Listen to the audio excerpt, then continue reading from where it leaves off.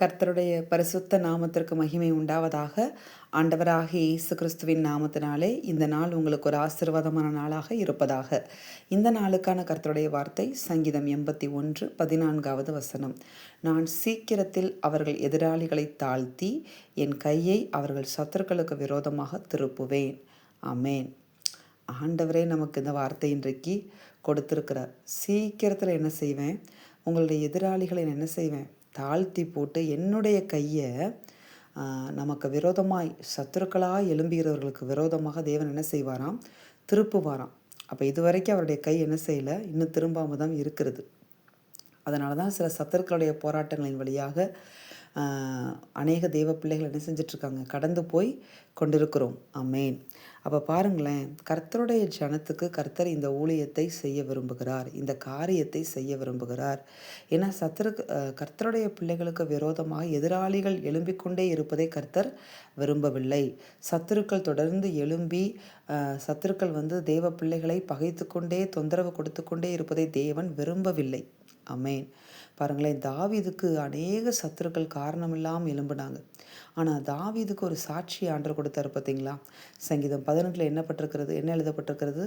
தாவீதை கர்த்தர் சவுலுடைய கைக்கும் எல்லா சத்துருவுடைய கைக்கும் நீங்களாக்கி மீட்ட நாளிலே பாடினது என்று சொல்லி ஒரு சாட்சியை தாவீதுக்கு கொடுத்தாரு பார்த்தீங்களா?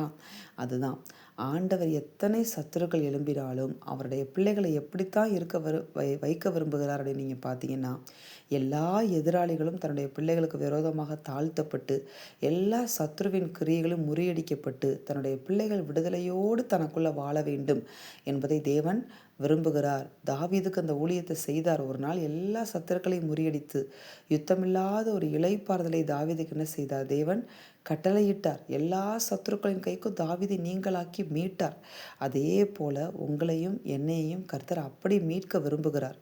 அப்போ தாவீதை இப்படிப்பட்ட ஒரு எல்லா ஆபத்துகளுக்கும் தாவீதுக்கு நீங்கள் பார்த்தீங்கன்னா, குடும்பத்துக்குள்ள எதிரிகள் எழும்பினார்கள். அடுத்ததாக வெளியே போகிற இடத்துலலாம் எதிரிகள் எழும்புனாங்க. அவர் நன்மை செய்தவங்களெல்லாம் அவருக்கு விரோதமாக எழும்புனாங்க. இப்படிப்பட்ட ஒரு கடினமான பாதையை தாவீது கடந்து போனார். அவர் யாருக்கெல்லாம் நன்மை செய்தாரோ அவங்கெல்லாம் கூட அவருக்கு விரோதமாய் அவரை காட்டி கொடுப்பது, அவருக்கு விரோதமாக எழும்புவது, காரணமில்லாமல் அவர்களை பகைக்கிறவர்கள், இதை மாதிரி குடும்பத்திலிருந்து அவரை பகைத்தவர்கள், இந்த மாதிரி நிறைய காரியங்களை தாவீது ஃபேஸ் பண்ணார். அப்படிலாம் ஃபேஸ் பண்ணும்போதும் கர்த்தர் எல்லாருடைய கைக்கு அவரை நீங்களாக்கி மீட்டதுக்கு காரணம் என்ன தெரியுமா? அவர் அப்படிப்பட்ட கடினமான பாதைகள்லையும் கூட கர்த்தருடைய வழியை விட்டு விலகாமல் கர்த்தரை உறுதியாய் பற்றி கொண்டார். பாருங்களேன், ஒரு வசனம் இருக்குது, கர்த்தரை உறுதியாய் பற்றி கொண்ட மனதையுடையவன் அவன் உண்மையே நம்பியிருக்கிறபடியால் அவனை பூரண சமாதானத்துடன் காத்துக்கொள்வீர் என்ற வார்த்தையின்படி தான் உறுதியாய் கர்த்தரை தாவீது இப்படிப்பட்ட பாதகமான நாட்கள்லையும் பாதகமான சூழ்நிலைகள்லையும் சத்துருக்களின் மத்தியிலையும் கர்த்தரை உறுதியாக பற்றி கொண்டதுனால, அவருடைய வழியில் தாவீது நடந்ததுனால கர்த்தரை என்ன செய்தார்னு பார்த்தீங்கன்னா, எல்லா சத்துருக்களின் கைக்கும் நீங்களாக்கி மீட்டார். இன்றைக்கு அதை தான் கர்த்தருடைய வார்த்தை சொல்லுகிறது. பாருங்களேன், அதுக்கு முந்தின வசனம், இஸ்ரவேல் என் வழிகளில் நடந்தால் நலமாக இருக்கும். ஆண்டவர் இந்த வார்த்தையை சொல்லிட்டு தான் இந்த வார்த்தையை கொடுக்குறார். என் வழிகளில் நீங்கள் நடந்தீங்கன்னா கர்த்தர் என்ன செய்வார் அப்படின்னு பார்த்தீங்கன்னா, உங்களுடைய எல்லா சத்துருக்களையும் ஆண்டவர் முறியடித்து உங்களுக்கு ஜெயத்தை கொடுப்பார், விடுதலையை கொடுப்பார், யுத்தமில்லாத இளைப்பாறுதலுள்ள நல்ல நாட்களை உங்களுக்கு கொடுப்பேன் என்று கர்த்தர் வாக்கு பண்ணுகிறார். அதனால் ஒன்றே ஒன்று தான் ஆண்டவர் கேட்குறார், நாம் அவருடைய வழிகளை நடந்தால் அவருக்கு நலமாயிருக்கும். அவருடைய வழிகளை மட்டும் விலகாதிருப்போம். கர்த்தர் நிச்சயமாக எல்லா சத்துருக்களின் கைக்கும் நம்மை நீங்களாக்கி மீட்பார். கர்த்தர் பெரிய காரியங்களை செய்து அவருடைய நாமத்தை மகிமைப்படுத்துவார். நாம் செபிப்போம். எங்கள் அன்பின் பரலோக பிதாவை நீர் கொடுத்த இந்த வார்த்தைகளுக்காய் மக்கள் நாங்கள் நன்றி செலுத்துகிறோம்.